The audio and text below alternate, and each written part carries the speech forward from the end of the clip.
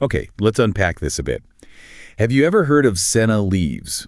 I mean, it's a natural remedy that's been around for, well, ages, centuries even, but it's often kind of misunderstood. Right.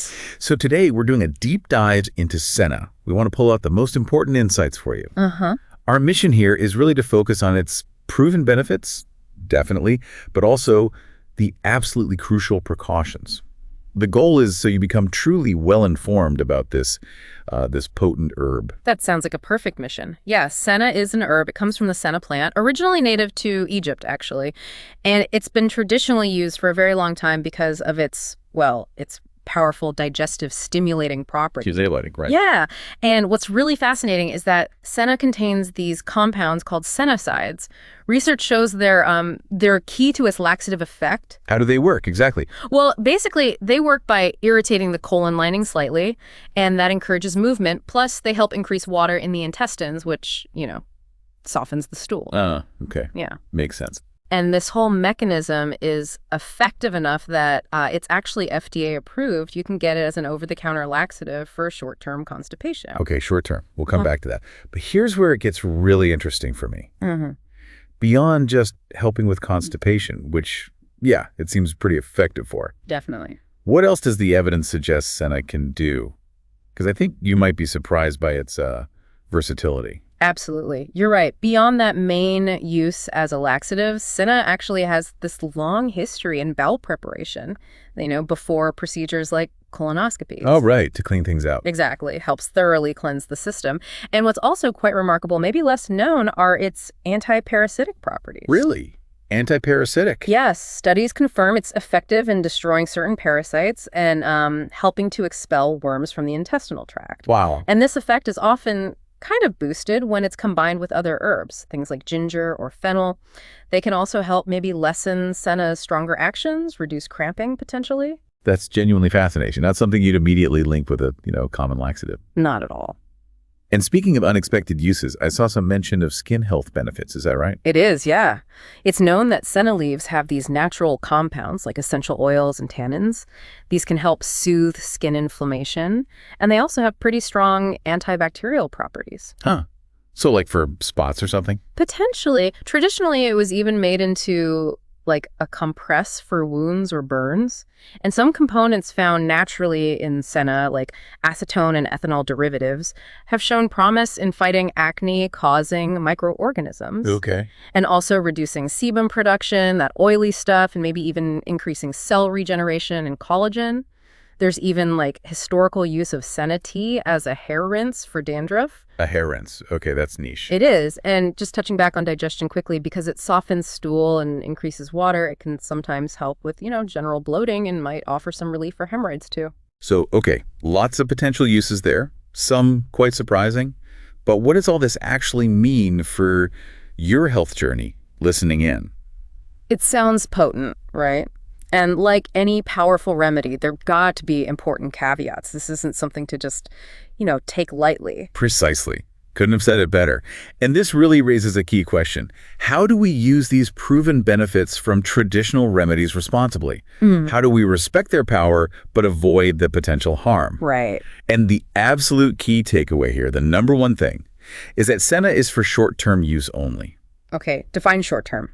Ideally, no longer than 1 week. Experts are really clear on this. Long-term use carries significant risks. Like what kind of risks? Well, things like laxative dependence, which is serious. Your bowels can basically stop functioning normally on their own. Wow. Okay. And it can also lead to other serious side effects, potential liver damage, heart problems, and dangerous electrolyte imbalances, especially low potassium levels. That's a big one. Okay, so dependence, liver, heart, electrolytes. Got it.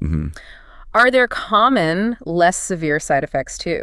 Yes, definitely. More common, usually milder things can include stomach discomfort, cramps, maybe diarrhea, nausea, sometimes vomiting, just general gut upset for some people. Okay. And who should definitely not take it? Right. Contraindications. You should absolutely avoid Senna if you have, say, undiagnosed abdominal pain. Don't guess what it is. Also, if you have an intestinal blockage or inflammatory bowel diseases like Crohn's or ulcerative colitis. Well, makes sense. Also, severe dehydration or certain specific heart conditions. And crucially, it can interact with medications. Interactions. Good point. Like what? Yeah, important ones include possibly decreasing the effectiveness of birth control pills. Okay, important for many people. Very. Also, it can increase the risk of side effects from heart meds like digoxin because of the potassium issue. It might heighten bleeding risk if you're on blood thinners like warfarin. Right. And if you take diuretic water pills, taking Senna could lower your potassium even further. So the bottom line is always consult a healthcare provider if you're on any meds or just unsure. Definitely. And I want to quickly tackle a really common myth, using Senna for weight loss. What's the deal there? Yeah, that's a persistent one. Look, research consistently shows there is absolutely no scientific evidence to support Senna being effective for actual weight loss. And none. None for fat loss. Using it that way can be dangerous. It can lead to that dependence we talked about. What it does is cause temporary fluid loss through diarrhea, basically, not real sustainable fat reduction. So it's just water weight, essentially. Exactly. For healthy, sustainable weight loss, you need consistent dietary changes and lifestyle adjustments. That's always the recommended path. Good to clarify. What about pregnancy or breastfeeding? Crucial to consult a doctor first. While it might be possibly safe for very short-term use under guidance, long-term use is definitely considered unsafe during pregnancy or breastfeeding. Okay, consult the doc. And finally, dosage. If someone is going to use it short-term, say, for constipation. Right. While there isn't one single benchmark, typical adult doses are often around 17.2 milligrams daily. You shouldn't really exceed 34.4 milligrams daily. Milligrams. Okay. How do you measure that? That's why it's often wiser to use standardized supplements like tablets or capsules, which give you a controlled dose. Trying to make homemade teas can be tricky because the potency of the leaves can vary quite a lot. Ah, good tip. So supplements are more reliable for dose? Generally, yes. And just be aware, it usually takes about 6 to 12 hours to take effect, so plan accordingly. Right, not instant relief. Okay.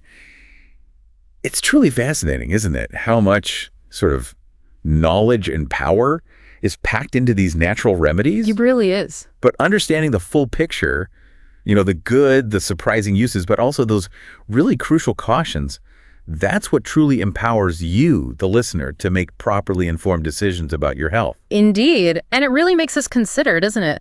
How can we best empower ourselves? How can you empower yourself to make these responsible choices when thinking about using potent natural remedies, ensuring that, our pursuit of wellness is always grounded in clear, research-backed knowledge and safety?